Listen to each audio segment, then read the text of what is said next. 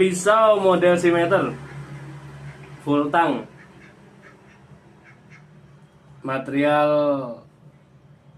baja bohler N695, untuk panjangnya 16 cm tapi saya buat 15 ini.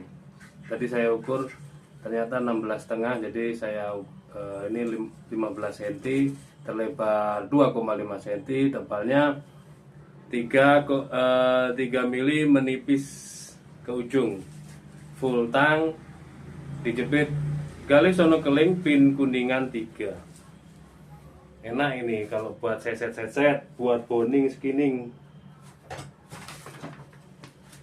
terus dipakai iris-iris daging enak. Masya Allah, garing banget, tajamnya gurih, garing, terlihat kering banget. Demikian tadi proses pembuatan pisau skining. Mudah-mudahan ada guna dan manfaatnya.